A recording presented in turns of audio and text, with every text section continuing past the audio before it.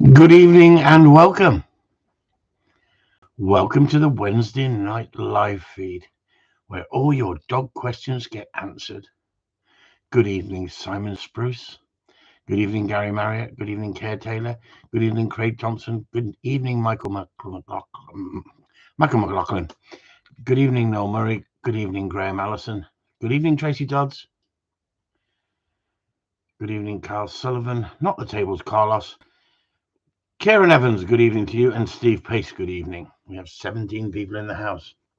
So come on then, fire away with those questions because I'm ready to answer anything you ask me. Anything you ask me. Off you go. What am I drinking tonight? Us poor people. I'm having to drink Wild Turkey bourbon. I tell you what, it ain't quality. It's like fire water. I won't be buying another bottle of that. Honestly, just because it stings the back of your throat, it does not have the same feeling as a good malt. So I'm not going to answer any questions until people start asking. How about that tonight? I'm just going to sit here. You and Jim had fun out training. Yeah, he's come on well, hasn't he? He's proud. He should be proud of himself. He's done really well. Where's the single malt? We can't always afford single malt in this house, Gary. Honestly, I can't afford Johnny Walker, not like some trainers. Well, I can red label, but not blue label. Well, we have a question. We have a question here from Karen. Good evening, Sue. How much training is it too much in terms of dog going off the ball and going flat, losing the drive? Each dog's different. Each dog's different. Some dogs you can push more than others. Some dogs want more than others. And some dogs can cope with more than others. It's as simple as that. But one of the things is the most important part of training your dog is train it when it's fresh. Train it when it's at its naughtiest. That's when you get the most attention, and that's when you can get the most in there because it's attention span. It's like children. Dogs have only got a certain amount of attention span, and some you can see it. It just drops off hell of a soon after about 15, 20 minutes, some of them. But you can normally get half an hour into a dog for training. But if you can keep it down to 15 minutes and always end up on a good note. Who would be your top 10 Gundog trainers? Gary Marriott, Steve Pace, Kieran Evans. Who would be in your top Gundog trainer? Oh, I thought you meant in here. I saw Gary advertising himself on Gary Wilkes' page. I saw it, Gary. It depends what you're after. It depends what sort of dog trainer or Gundog trainers. You did say Gundog trainers. Good Gundog trainers. I have a problem with that, Care, because oh no, it was Kyle, wasn't it? I have a problem with that, Kyle, because I want honesty and I want integrity. And if you think you can train dogs, someone said a good point. I'm not going to mention their name, but someone said a good point on Patreon. They said they've come over from a certain Gundog training app that's out there. We won't mention who it is. We don't need to. If anybody's into Gundogs, they'll know exactly what we're talking about. And at the end of the day, he gave the reason why he's come off there and why he likes Patreon so much. And it's a simple fact. We show how to give discipline and when to give discipline. And we explain how different dogs are and how you have to be so careful when giving it. But if we haven't got dog trainers out there showing that, but we know they do it, or I can guarantee they do it, and they keep saying it's all done with treats, it's all done with gameplay, it's all done with love and affection, positive only. It's rubbish. There's no such thing as positive only, and that's the problem out there in the dog training world. So that's why I'm so strong in the fact that I believe that if I'm going to promote dog trainers that I recommend, then they have to show that they talk about all aspects of gun dog training. Simple as that. If you want to brush across it and pretend it doesn't happen, but we know you do it, and I know they do it because I've trained with some great people, but I'm not promoting anybody who's not willing to talk about discipline and corrections and the fact that there's people out there abusing dogs. Simple as that. And what is abuse? You know, Gary Wilkes was talking about this the other day about cruelty. What is cruelty? In the eyes of one person, it's cruel. In the eyes of somebody else, it's acceptable. Where do you draw the line? Especially, like Gary says, with with fairy farts, with unicorn people who believe that you can train dogs with love and love affection only. Ivan Balabanov actually mentioned that he doesn't know anybody in the top 10 in his sport, and that's protection dogs, right? And that doesn't mean he can't train dogs of other pet dogs and all that sort of stuff, but in that area that don't use discipline and firm correction when needed. But there's a massive thing about gameplay. And I'm one of the only gun dog trainers who's been talking about gameplay for years and years and years. And then all of a sudden, you look at the old school videos, they're not talking about gameplay, they're talking about suppressing the dog from the start. And when you watch the old videos, and that's what we do it over on Patreon, we analyze things of the past, and we go, well, let's have a look at the past and let's see if that's better than we're in this situation where we are at the moment. We've got Julian Lee's in the house, and he's gone up a tier. Good evening, Julian. He's gone up a tier in Patreon. Well, Julian, if you send me your bank details, I will give you a year's supply in the level you are for all the help and the squirrel skins that you supply to me for the group.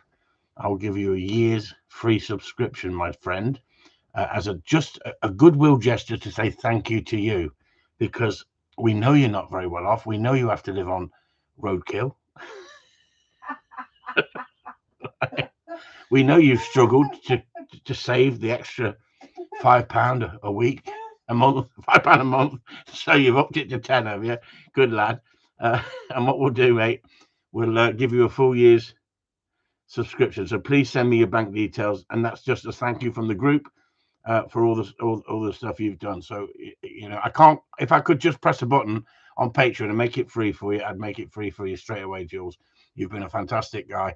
I've loved you coming in and joining the group. I've really enjoyed your comments. You're a breath of fresh air and well deserved. Like Graham Allen said, you've supplied so many people with squirrel skins. We know you're nuts, and so it's our gesture towards for you, mate. Well done. And steak does taste better. And Sue says steak does taste better than squirrel, but she's never had squirrel, so how would she know, Jules, unless she's never had squirrel? Well, it's better than a flat rabbit and So, what else I was going to say? I want people to fire away at questions. I want the nice thing about Jim's video is we're always covering novice problems, aren't we?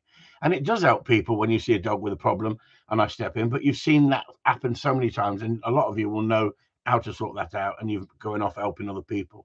And that's great. You're out there up and down the country helping other people with their problems and being totally honest with them and not turning them over and taking money off them on a weekly basis and not getting results.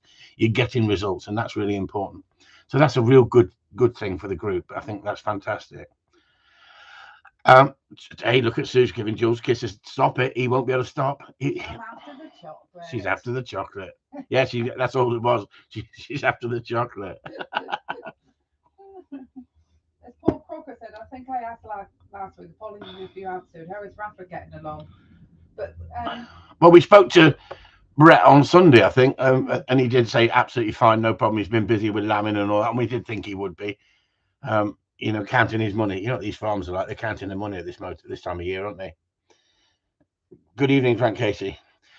So going back to Jimmer, it was refreshing to watch his dog doing everything. Now don't get me wrong, everyone. That dog was mid-paced. That dog wasn't high drive, high maintenance. That dog has nurtured him. He's nurtured that dog, and it's a pleasure for Jim to have that dog, and that dog's wanting to play the game. He's listening to him, and he's not rushed him, and that's a real good thing. He's going to have great fun with that dog.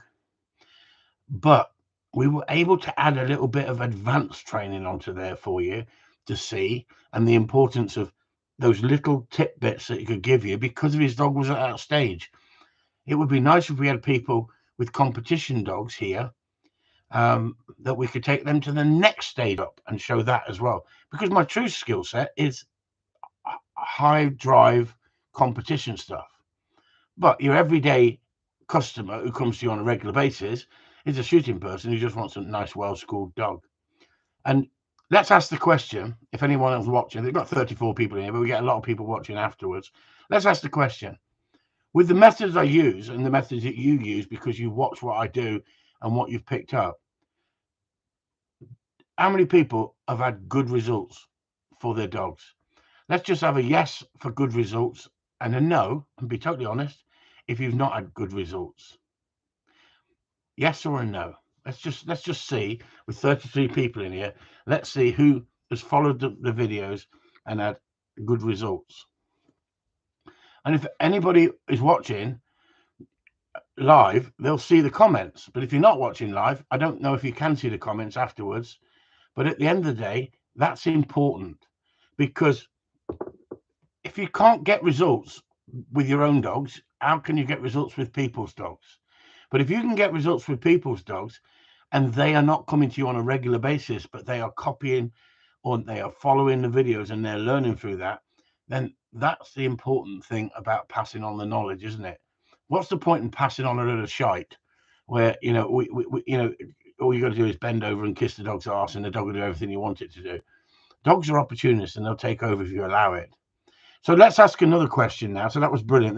I haven't had one no on there, not one no. Sue, could you have a count up of those yeses for me, please? And just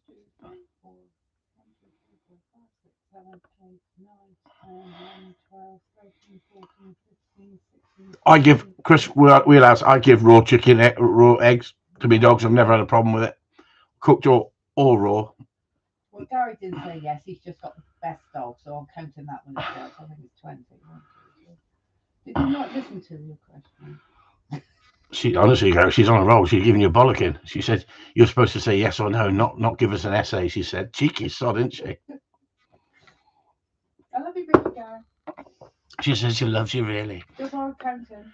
Okay, so we've answered that question, right? So let's ask another question now, right? This is going to really upset the freaking snowflakes out there. This one, I put yes first, Sue. So he didn't read that, did he?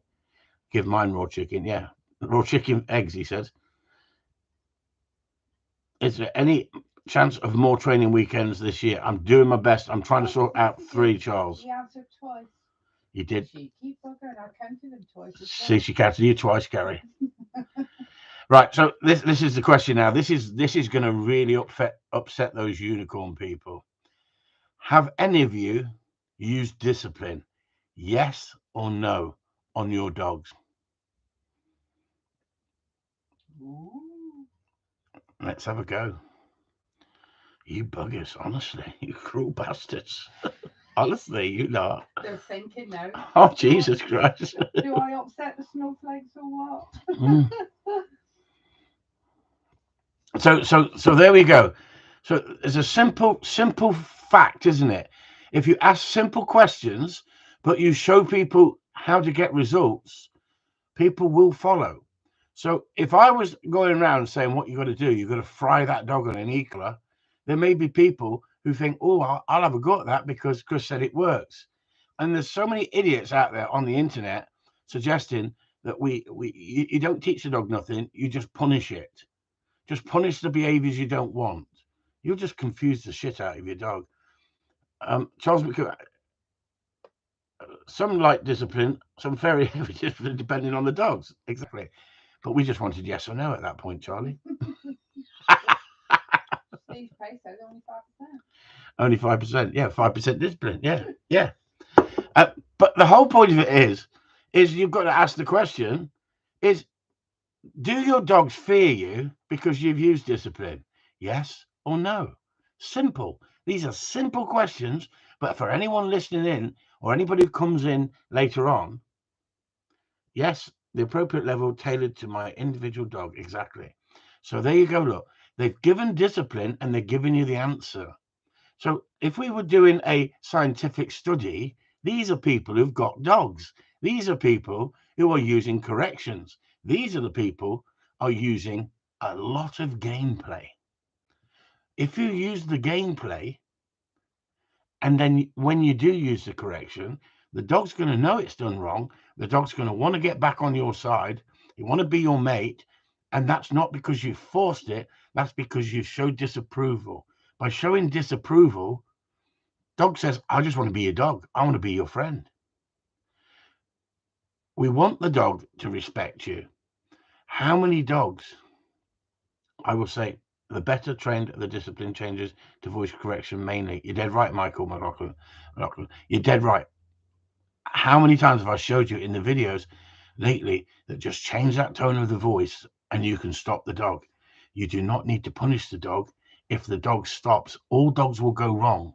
If the dog realizes you're in charge and you can stop the dog from carrying on doing what it wanted to do and it's gone wrong, you can educate it rather than discipline it. What's the point in disciplining it if you're educating it and it's learning through the education? But what we don't do, we don't go screaming at the dog all the time, do we? We're not nagging the dog all the time. So when we give a command, it's got to be followed through. But if you can't give a command, then why bother giving it? If you give a command and you think you've got no control, you're in trouble. You're in trouble because now you've got to correct the dog. So what we're there to teach behaviors. We teach behaviors. It's a bit like that bloke Graham who does that dog program, isn't it? He's been given a load of shit because he's been using the 4 quadrants. Really, he's been using positive and negatives to train dogs, and he's been showing leash tugs and leash corrections, and all these people keep coming on and going, "Oh, you'll ruin the relationship between you and the dog." Hang on, look at the dog before he got involved. The relationship is ruined. The dog's taken over. Now I know it's for TV. I know it's all set up for, look at this, the dog's really crazy. 5 minutes later, now look at the difference. It's a setup. In reality, you've got to put the work in. Use more discipline before I followed your method. There you go, Earthbound Pheasant. There you go. Because it's all right putting up a glossy video where you're sitting on the floor and you're kissing the dog and you're putting your tongue in its mouth and you're letting the dog put its tongue in your mouth and you're tickling its balls. And you're fondling it, even to the point that sometimes it looks a little bit sort of OTT, right? In my eyes. Now, don't get me wrong. But then, why didn't you talk about that you use e-collars on dogs? Why didn't you talk about that you use e-collars on your dogs instead of not talking about you use e-collars on the dog, and you were showing love and affection and take your time and keep nice and calm? Are you being missold by these old school trainers, or are they feeding you what they want to feed you because it's all about bringing in the money? Because like I'm trying to show, 25 years, 30 years ago, was the standard any better than today? No, I think the standard's better because now people have got access to training, to understanding. I think the standard's getting better in certain areas of dog training. But behavior is getting worse with the more lenient people become, with the more affection they give to the dogs. It's no different than that child. You can overstim that child. That child can be a spoiled little brat who thinks everything is there for the kid. You have to make a plain divide that there's times to switch off and there's times to have family time and there's times to be a bit of an extrovert, be a kid, have fun. But you have to have that off switch. And if you haven't got that off switch, same with the dog, you've got a problem. So let's get. I have a question with reference to retriever trials and tests. How do you train a dog to ignore live game scent and pick the dummy in a test or dead game in a trial, barring runners, of course? Well, the thing is, Kev, trials and tests are completely different. You don't normally get dummies thrown where there's much live game normally. You may get the odd bird, but if you've built your desire for the retrieve, for the dummy, to such an extent, you should be able to throw your dummy into say you went into a keeper's pen or a rabbit pen, and you had pheasants in there, and they were in the corner of the pen. You should be able to throw that dummy into the corner of the pen and the dog go and pick the dummy and knock the bird. The desire to pick the dummy should be higher than the game to begin with. Once you've done that, you have no problem when there's game around. Now, with Labradors, for instance, if we were sharing a video and breaking it down, and we showed a Labrador in the pen with Martin Dealey, and the dog was just not even wanting to look at that game. That's because the dog has been over-schooled not to even take your eye off the handler and look at the game. There's nothing wrong with a dog looking at the game, the movement in the pen. There is a difference if the dog goes after it. The dog should stay with you, but if you overtrain, you can put the dog in a situation where it looks fantastic, but when the dog gets out there and starts to work it out for itself, the wheels can fall off and you haven't got the control. Now, old school used to put obedience in first. The first thing they used to do is suppress drive by putting obedience in. It's all about putting the control into the dog. Then introduce the dog to game, and the drive will come up to a certain level. Now, that's okay for some dogs, but all dogs are different. And some dogs, if you suppress them from the start, they never make the grade. And that's why there were so many rejects on the trial in the trial world that weren't making the grade, because they were never going to win nothing, or you were always at the trial, but you never in the awards. And I've seen that over the years. The guys who win on a regular basis have got dogs with more drive and more desire, and yet still got the control. So to keep the control and the drive, they don't want to put the control in too soon. That's why a lot of the old school would wait 12 months before even starting to train a dog. Because if you don't do anything with that dog, at 12 months of age, you see a lot more of the true potential of the nature of the beast, as they say. If you start training it at 8 weeks old and start bringing your food bowl out, like a certain app that I've been following a little bit, because I look at everybody's work and think, is this guy got something special over everybody else? Is he really a dog whisperer? No. Michael McLaughlin says, I was on a roll then, everyone, but she just had to jump in, didn't she? well, you stopped. No, I wasn't. I was just having a breath. I was having a freaking breath, everyone, and she had to jump in, didn't she? Honestly, you can't find the staff these days. I'm looking for that Ukrainian woman, and now she's arguing. You did stop. All right, I'm shutting up then. Okay, you carry on, darling. You did stop, so I jumped in with 2 questions, really. No, Michael McLaughlin said, in fairness to your TV man, he doesn't hide the fact that dogs don't need correction. You don't. No, that's what I'm saying, Michael. That's what I'm saying. And I take me out off to him for at least putting up the corrections, and he's took a lot of shit over it. But I think he's done 16 shows or 16 shows. So, and each show's got about 4 people in there. I've seen it on Breakfast TV this morning that they were talking to him. And I take me hat off for at least the TV program not throwing him out because of moaning, whinging people who say that's not the way to train. You've got to be positive. Those people have tried positive, and this is what's backfiring. Because let's be honest, if we broke down the Jimmers videos and stuck them on YouTube in 20-second clips, or put them onto TikTok, and said, "You think you've got a well-trained dog? Look at this. This is his first dog," and we could turn Jimmer into a film star, couldn't we? Or we could turn some of you guys into film stars with your dogs doing what they can do.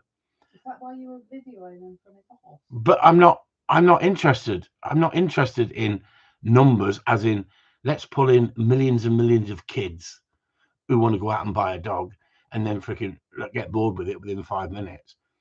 I don't want to pull into the pet world who own a pet who just want a quick fix, so they go looking for a trainer because they can't be bothered to put the work in and the commitment. The majority of people who come to us for Gundog training, I've got an advantage over the pet people and the kids and the people who dream about it. Like, they have a film and they have an Alsatian in the film, or they have a Jack Russell in the film. Everybody wants to go out and buy a Jack Russell or an Alsatian, don't they? It's like Dalmatian, anything in it. Golden Retriever, anything like that, or something wins Crufts, everybody wants to go and buy one of them, don't they? And dogs forever. It's not just for 5 minutes, is it? And get rid of it. Now, if you're in the competition world and your obsession is competition winning, I can perhaps understand if you train a dog and it doesn't make the grade, it hasn't quite got that top winning ability to win on a regular basis. That doesn't mean you couldn't win with it over a period of time. Then perhaps those dogs sometimes get sold on as good quality working dogs because the person who's trained it has trained it to a good standard, but it just hasn't got that extra that you need sometimes for competition. So I can understand people getting rid of them dogs, but one of our members, and I'm not mentioning his name, actually made a comment about another member's dog, saying that dog is too much for him. He's going to really struggle, or whatever was said in the comment.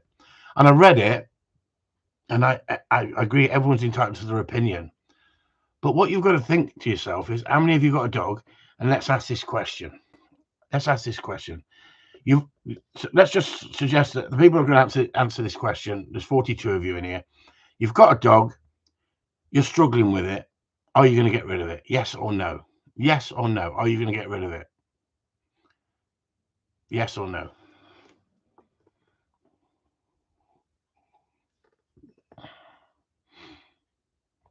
There you go. So I know through past knowledge and history that majority of people who come to me for a dog, I've had people say I wouldn't sell it for £1 million. No way. Now you get a small percentage of people in the professional or semi-professional who will shift the dog on if it's not quite got that extra drive and that desire. But majority of people want that problem fixed. Now, I'm not saying it's not going to be hard for the guy. I'm not mentioning names because the group will know what I'm talking about. But I thought before I wrote something back, because I wanted to put it across in a way that, hang on, would you sell your dog just because you're struggling? Would you get rid of it? Would you hand it on to somebody else? It might break your heart. Some of you, I know. Look, we've all talked about discipline on here. We've all talked about getting success, and not every dog is ever going to be perfect. But you've got to work with what you've got and make the best of it. And I'm not saying you shouldn't get rid of a dog. That's down to each individual person. But it's a strong remark when someone says he needs to get rid of that dog or that he'll never get that dog right, because you've just knocked the stuffing out of the guy. Now, what I've got to say as a professional trainer, I've got to say this dog is going to be a real handful and you're going to have to work extra hard, and it's you who we have to train far more than the dog. And if they're not willing to do that, I can live with that. I can live with that, because at the end of the day, there's no point keep coming to me and wasting your money if you're not going to put the work in. If you're not going to put the work in. And I'm not saying that this person is not putting the work in, but they've got a dog that's particularly difficult, and you've seen it broken down into sections of training. And a lot of you said that dog is so headstrong. Well, that's what you get. You buy this lovely little pup, and it's like gambling. You do not know what it's going to be like. But if you buy from decent breeding, you stand a better chance normally. But that's not guaranteed, is it? Because some of these trial lines are so hot, they used to be so hot, the average person couldn't train them. We've had to soften the lines, make them more biddable, more trainable, so that the average person can train them. Because at one point, they weren't interested in a good retrieve or handling the dog. They were only interested in the best hunting dog, because that's what the dog used to be, the best hunting dog. So they'd turn a blind eye to a dog that would come in and give a sloppy retrieve, and the handler would have to grab it off the dog and swing in midair to catch it before it hit the floor. And the handling was sloppy. They were looking for the best hunting dog. So going back 20, 30 years, as long as you went there with a really hard hunting dog, the judge would try his best to give you a short run, because he don't want to lose you.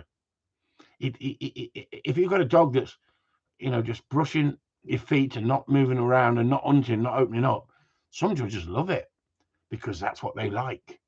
But some judges were looking for that gladiator, that driven dog. Pheasant says, do your own work, know the parents. Well, that's great if you've got that facility, the background to know a few people. This person we're talking about, and we're not mentioning his name, the dog he's got has got no pedigree, but he's a lovely little spaniel. In the right hands, he's going to he'd be a little sweetheart. He's got a soft side, but he's just got so bullshit. He needs to be taken down a peg or two, and that's no different than that kid that he's a bully in the playground. You take him out of the playground, and you start to educate him, and he turns into a different kid. But if he stays in the playground, he keeps bullying. He's just going to get worse, isn't he? So you need leadership, but you need fairness. You need it's the same as having a teacher, isn't it? Who wants to clip you across the back of the head because you're an idiot. He calls you an idiot all the time. You're not going to respect that teacher. That teacher can't be bothered to work with you. The teacher that wins kids over is the teacher that helps kids who are struggling. That's important. And so my job, I enjoy helping people who are struggling. I enjoy showing those videos because I've got the skill set to do it. And I've got the skill set to help that person with their dog. But they've got to help themselves as well. They've got to step up and go, listen, I ain't getting rid of this dog, even if you walk away. I'm not walking away, but I'm not going to take money off you falsely. If I thought you were totally wasting your time and you're never going to get there, I would tell you, listen, you might as well stop coming for lessons because you're not going to get there. That doesn't mean it might not take longer.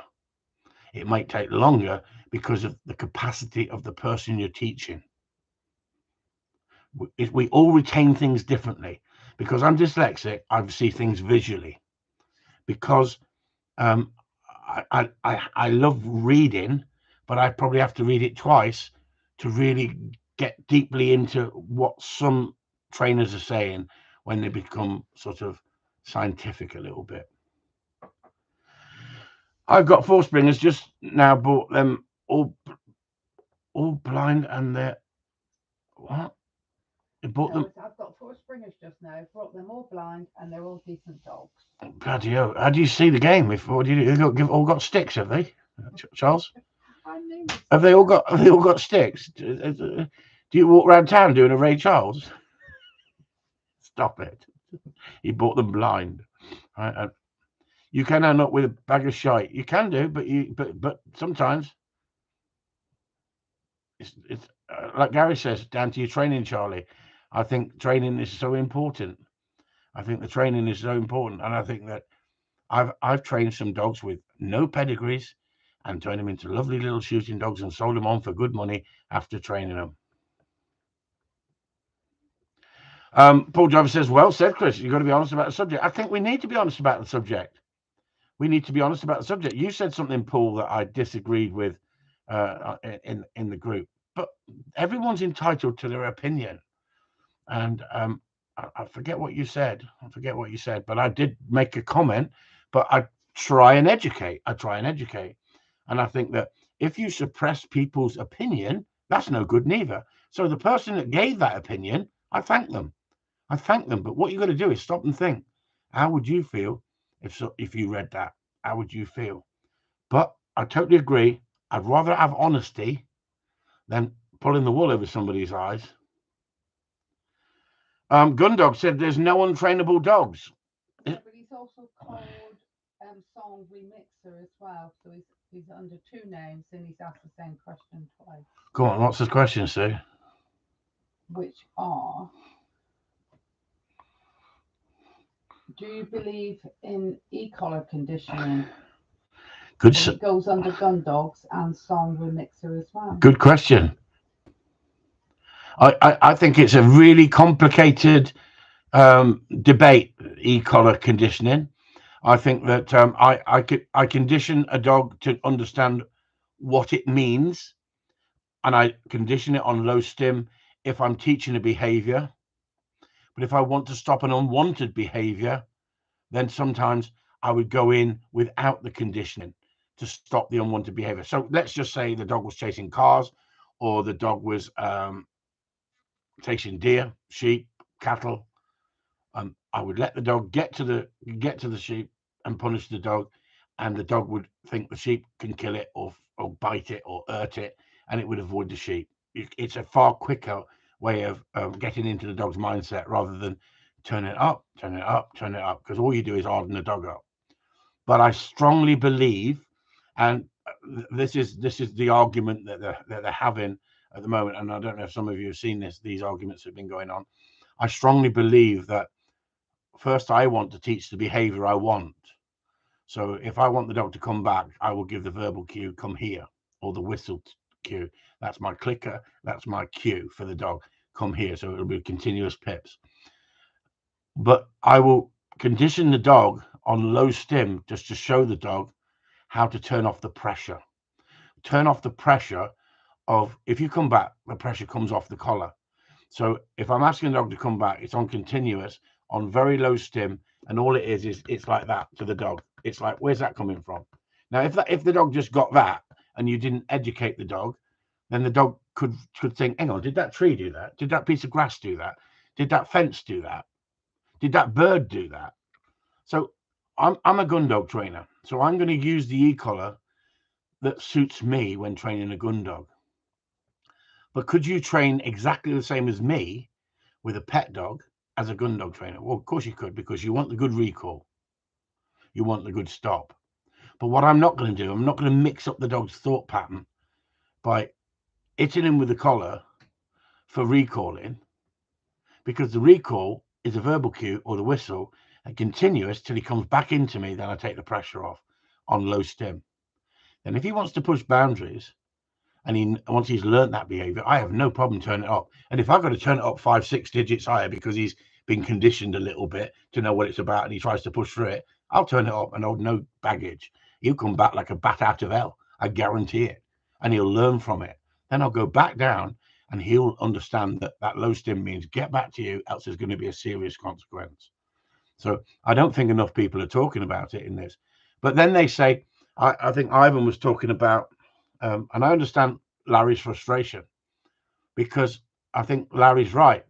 If we're not careful, we're going to put the e-collar back 20 years, because you're going to get idiots going, oh, I don't have to condition it. I just fry the shit out of it, right? I just fry the. Well, hang on. What level are you going to go to? Each dog's pain threshold is different. So how do you know what level to go to? But I totally understand what Ivan's saying when he says, for an unwanted behavior, why do you need to condition the dog? Just go in, bang, pack it in. And that I totally understand.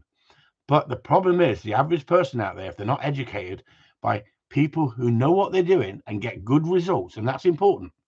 Larry gets good results. Ivan gets good results. We need that debate. We need that debate in public so the public can listen and learn. It's like the Gundog world. They know we use discipline, but no one wants to talk about it because you might lose 20 customers. Big freaking deal. They're only going to be freaking fanny bag treat trainers. Don't worry about it. Let them go off in their own freaking world. They'll soon come back. And that's the problem. So it's a good question you asked, Song Remixer. And what's it? Well, he's called Song Remixer, plus he's called the Gundog. Yeah, the Gundog, yeah. So I think it's a good subject. Now, one of the things that they were talking about is I find it confusing for other people, unless you know what you're talking about, is do you give the command first or do you give the collar first? Do you give the correction on the collar and then the command? And the thing is, if you do it the way I show you, you can then touch that collar for recall, and that dog will come back without even giving the verbal cue. But that's because you've only used it for one thing and you're not confusing the dog. If I'm going to be using that e-collar for sit, recall, go away, get in the car, counter surfing, all I'm going to get is a very confused dog. And I can tell you this is the case because when I first met Sue, she was terrible. She was so badly behaved. She was unbelievable. And I used to punch her for everything she did wrong. But she. Devin and Cornwall, please. He's never hit me in his life. If he did, he'd have a black eye back. Woohoo! Black eye back. Black eye pee I'd be if I did it, my wife. No. Just imagine that you go round slapping the missus every time you're not happy. And you're not even telling her what you're slapping her for. That's even worse than slapping her, isn't it? You shouldn't be slapping her in the first place, should you? But it would be even worse. You could just turn them into a nervous wreck, wouldn't you? You just, I mean, at least if you said, listen, you haven't done them dishes and give her a backhand, she'd get the dishes done next time, wouldn't she? They'll be editing this. They'll be editing this and just freaking sharing it on the internet going, he suggested everybody hits the wife. The thing is, it's the same principle, isn't it? I don't want to confuse my dog. I want to make it simple for my dog to understand. And the simpler I keep it, the simpler it is. That doesn't mean I just use the e-collar just for recall, but the e-collar for recall. That was it. I think going on about that, I think that's one of the questions that who was it? Paul Crocker said. He said, I don't think that dog needs the e-collar. And I explained, I said the e-collar would not be used to train the dog other than in an emergency to get that dog off the road if he went after a bird and it was he could die or cause an accident. I could get that dog to come back and have the comfort of knowing I can get that dog to flow around in front of me and teach him to hunt with me. And you're right, Paul, with the ball, with the gameplay, with wanting to be with me. And I showed it in the video. But as for Jeff, no control, the e-collar would be a wonderful tool to have on just in case of emergency. It's your get out of jail card. And we could teach the dog that very, very quickly to turn off the pressure. No different than the long line. But that's the class thing about an e-collar, controlling a dog at a distance. I think that's absolutely fantastic. I'm not saying you can't use the e-collar for other things, but I'd like to, if I've got to stop and want to say for instance, I've got a dog eating dog shit all the time, and the customer brings it in and says, I've tried everything. I've tried running across the dog, shaking the dog. I've tried nurturing it away, calling it away, and it eats dog shit.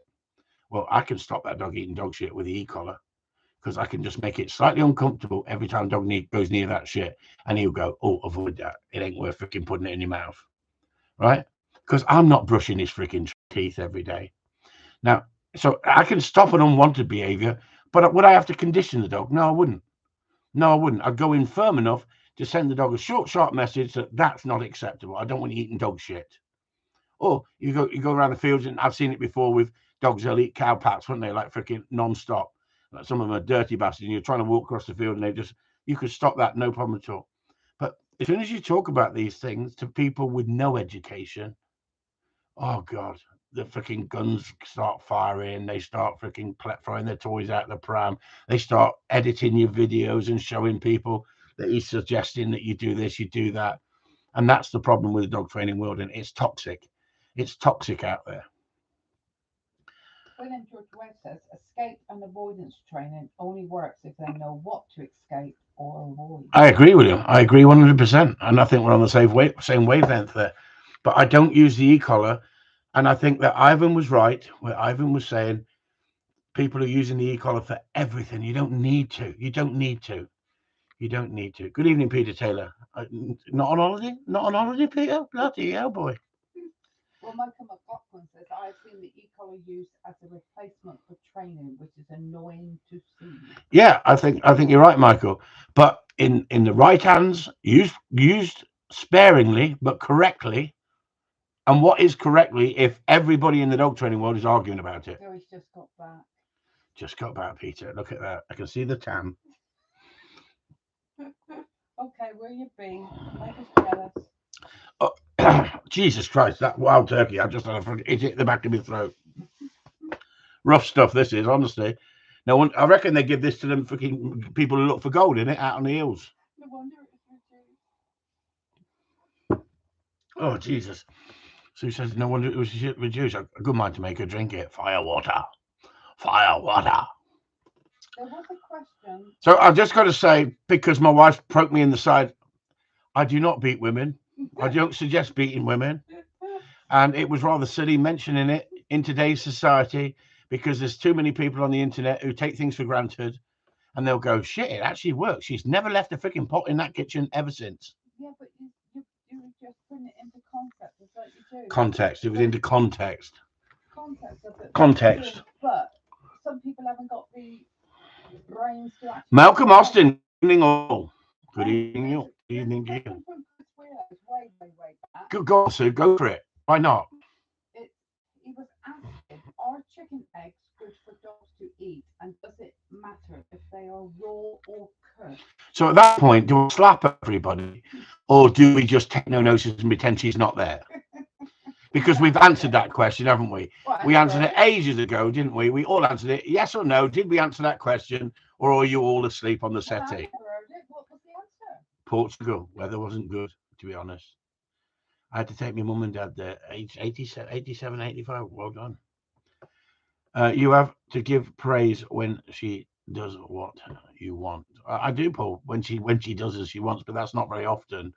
So when she does get the praise, it works. If I was giving her praise all the time, she'd just freaking take no notice of it, wouldn't she? Dunter's out for Sue. Well done, Steve. I agree, mate. I think we should put her in a bin in the corner. Well, can you answer it again? Because I never heard it. I was obviously reading your question. Yes, you can, Sue. Which, raw or cooked? Both, Sue. I said both.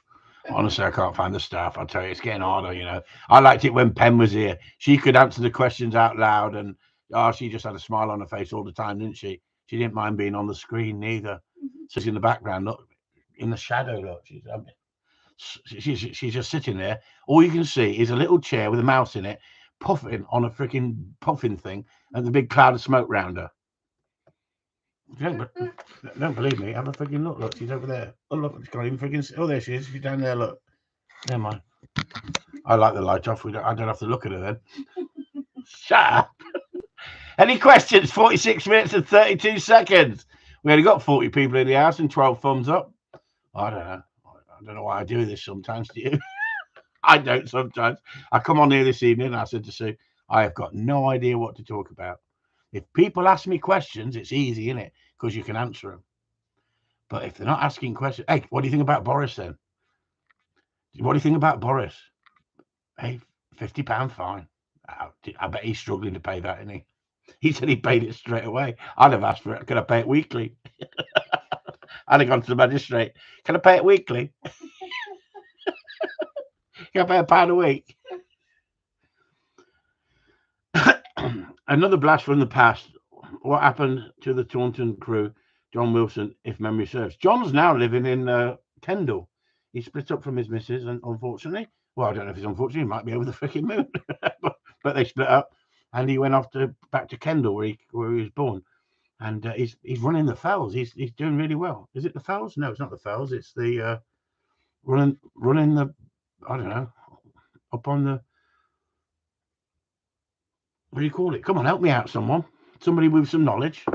What's it called up there? It's not the Fells, is it? The Fells is, but he's running the.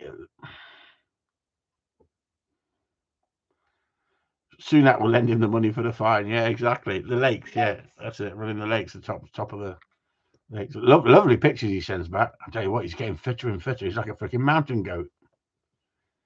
Hi, Chris. In competition, does the dog have to sit on the stop, or is it okay if it just stops? Well, it's okay if it just stops.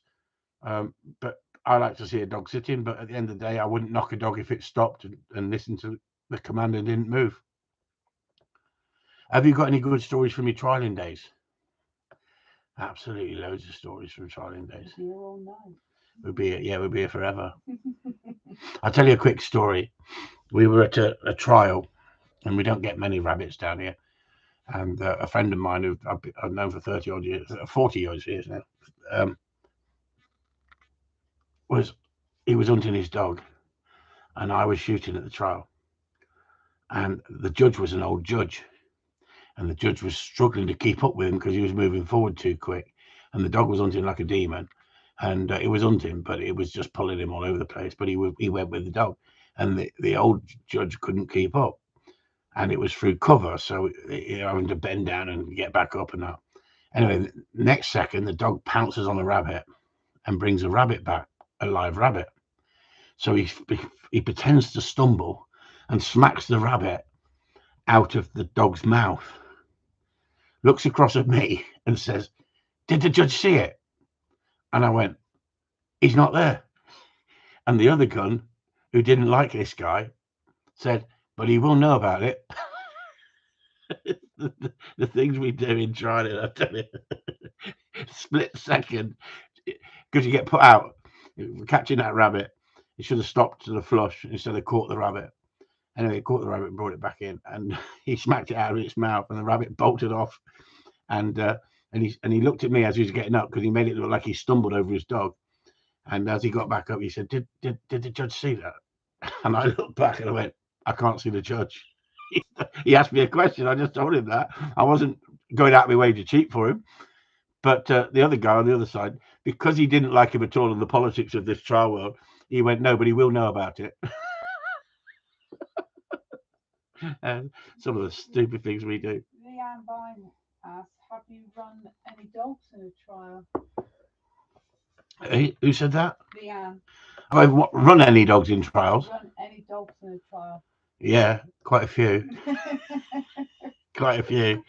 I won with 7, and they all won novice trials and open tests. And they all some of them picked up a lot of awards in the period I was running them, and they won open awards as well. But I tended to sell them on because I had other stuff coming through. So I won with 7, and they were not 2 of them were not my breeding, but the rest were my breeding. So 2 of them weren't my breeding. No, 3 of them weren't my breeding, and the rest were that they were bred off those dogs that I bought in. One with a dog, one with a bitch, bred with them, had pups, brought the pups up, one with the pups. I've trained dogs that have gone on to be field trial champions. I've trained dogs for other people as well, but I've never had a field trial champion myself. No, because you sold them. Because I sold them. Because I love the training. It's the training that I like, and I don't like the politics. There's no way am I traveling 300 miles to get freaking turned over because I'd say something. And if you say something, you're not a good sportsman, you're a poor sportsman, and I just bite my lip, walk away. But I got to the point that I was getting so cheesed off with it, I pulled away from the sport because of the corruption. But I thoroughly enjoy training dogs, and I thoroughly enjoy training people. And it's funny because when I was winning, I had so many trial people coming to me. Now I get trial people coming to me, and they go, "Don't video it for God's sake, because if they see it, I'll get nobbled at a trial." Isn't that terrible? Isn't that terrible when people can't be seen with me or videoed by me? Because some of them dogs are of reasonable good standard, winning standard. They've gone on to win. And you would see better dogs and get better understanding of how we condition and how we take the dogs to the next level up. And you'd see the difference between an average shooting dog and a good quality working dog. When I say working dog, competition dog. So, it all changes, doesn't it? It's the politics. And if it wasn't for the politics, I mean, trialing used to be my shop window. It used to show me the quality. It used to show how good I was against other people up and down the country. And when you're running against the film stars and it doesn't bother you because you're as good as they are, or you don't mind stepping up and having a go with them, then it just shows that you must have had dogs of a reasonable standard. Because I've seen some champions that I would never, ever breed off because they've got the win for the wrong reason. Politics again. But I've seen some cracking dogs in the past that I just look back and think, wow. And some of those trainers, good trainers, and may have only had 1 champion or 2 champions, but they say that dog was a dog in a lifetime, or that dog was one out of 100, or that they've trained. They've won with dogs, but they've never made up a champion again. And it's pot luck, isn't it? It's pot luck, everybody. But when you watch some of these people making champion every year with different dogs, there's either a lot of luck involved or quite a bit of corruption with some of them. And Keir Taylor asks, how do you train the dog to stop the flush and gunshot without the whistle? With repetition. After a while, a dog will stop automatically to shot. So, a dog will stop automatically to shot. I don't worry about it because at a trial, you're not going to get put out for blowing the stop whistle when a dog flushes something, because you blow the stop whistle when the dog flushes something, the dog stops. But when I'm out rough shooting, especially with dogs like when Wiz was probably 5-6 years old, he flushed something. He knew he wasn't allowed to go until you'd shot it. But I always carry my whistle in my mouth. And when hunting a real hard-going spaniel, I always like to have that whistle in my mouth because the whistle is my clicker. I don't need to shout at the dog. I can just blow the stop whistle and know I can get a clear shot off, knowing the dog's not going to move. But it just comes with repetition. Hi Jules, we need a Lancashire meetup soon. Look at that. Look at that Lancashire meetup. Like I said, I was trying to get hold of Alan Chadwick and see if we could use. But I was looking for somewhere where there might be a wood or something like that, somewhere we could actually do a mock test. But I am asking around.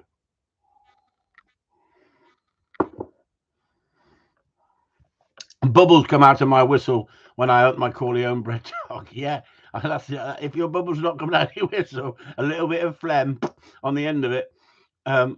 You haven't got a driven dog. I do like driven dogs, and as you can tell, if you don't suppress my breeding comes into its own about 15, 16 months of age and starts showing you what they can do, and then you wish you just pressed it.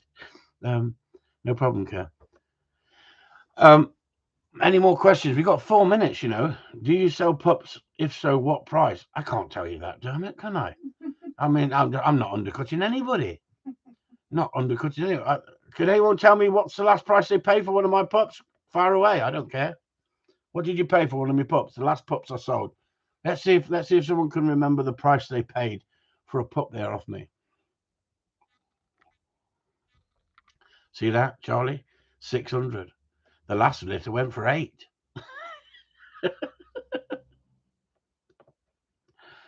Yeah, look. 5,000. My Corleone dog gives me a buzz.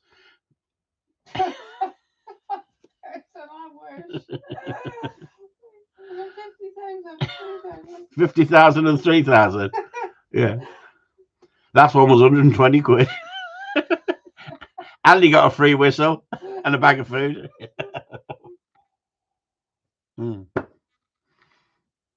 Honestly, we do have a laugh on here, don't we? You lot. You confused everybody now. Yeah. Charlie's put 600 and the bloke's going, what? 600? You're joking. It's anybody said it. Where's my bloody... Yeah, you only paid 600. You've got to pay 50,000, you get a free whistle.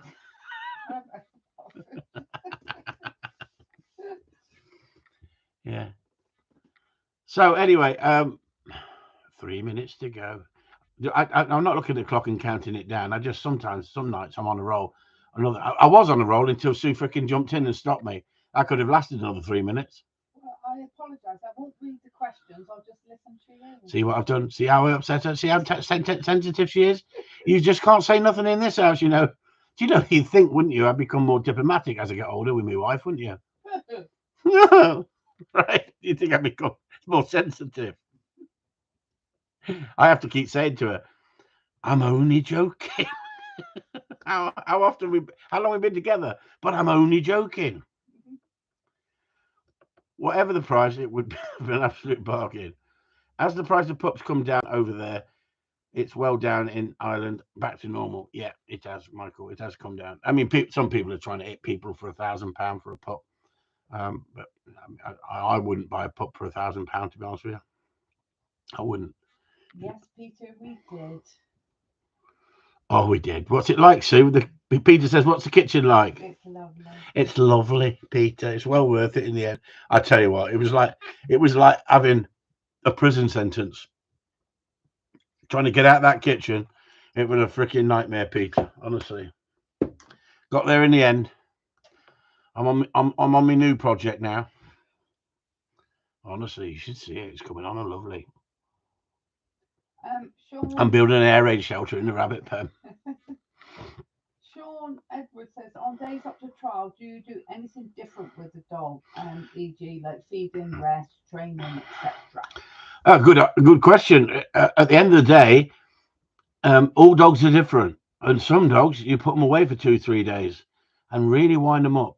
And other dogs you take them out the day before to take the steam out of them a little bit, so they listen to you, and give them a couple of corrections under pressure.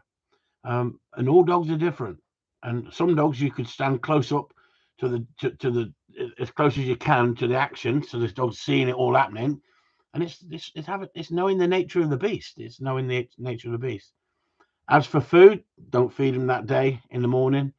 The dog runs better on an empty stomach, trust me. And the run would not normally last more than sort of half an hour under each judge, so you might run for an hour. So that's not going to knacker your dog. So I want that dog. I don't want him stopping and shitting. I want him keen as mustard. And what I used to do to a lot of the places, 5 minutes around the corner from actually arriving at the trial, I'd look for somewhere to let my dog out for a pee. And if there's a few birds there, I might put him on a few birds and just use the whistle on him and get after him a little bit and just say, hey, behave yourself. If he's an hard going dog, and just threaten him a little bit. And then when we get into the trial, what happens is if I go quiet, I'm angry. If I'm actually giving verbal or a bit loud, I'm not angry. I'm just trying to push the dog a little bit. But if I go quiet, the dog knows I'm serious. So when I'm training, I'm more verbal because I'm teaching, and I might use a change of tone in the voice. But when I'm trialing, I can't do that. So what I do is I go quiet as hell, and the whistle is very, very light, and I drop that whistle down to a very minimum. And what happens is there's some good dog trainers out there, good trialing people. They can train dogs to a good standard, but when they get into a trial, they blow the whistle like bugle boy, because their nerves have come up and they get flustered, and the dog can pick that up. The dog can pick that up so easy. So what I do is I reverse the psychology. I go quiet. But that's exactly the same. If me and Sue are having an argument, we're having an argument. But if I go quiet, she knows I'm really serious. Why? Because you're not going to sort nothing out by escalating your voice and screaming your head off and slamming doors, is it? So sometimes it's my mechanism to calm yourself, and the dog goes, oh, he's serious mode. He's in serious mode. Cheer says, if a dog stops to pee in a trial, is it eliminated? I've asked that question years and years ago. No, you're not eliminated at all for having a pee. When you got to go, you got to go. But if you keep peeing, that's a different kettle of fish. If you keep marking, the judges are going to knock you for it. You're not going to put you out, but you're not going to do anything on the day because the dog should be concentrating on hunting or being with you. But sometimes some idiots bring a bitch in season, and then a lot of dogs will start acting silly. Steve Pace, good evening, good night to you, Steve Bollocks. Have a good one, mate. Ian, it'll be great to meet up and do some training to warm today in Yorkshire. If a dog stops to pee, what e-collar do you use? I use a Dogtra each way. I got two. I got two Dogtras. Anyway, you've had your hour. You've had your free entertainment for tonight. I hope you enjoyed it. And a bollocks to you all. Thanks for tuning in. Catch you all later. Take it easy. Enjoy yourself. It's getting warm at the weekend. Take the missus out and get her an egg. Not a freaking raw egg. Not a chicken egg. An Easter egg. A nice chocolate. A nice chocolate Easter egg. And then she'll let you go out for the weekend.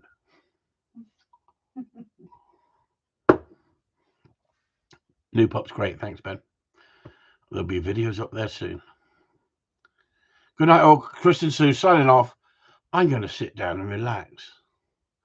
Earthbound Pheasants laid an egg, Susan.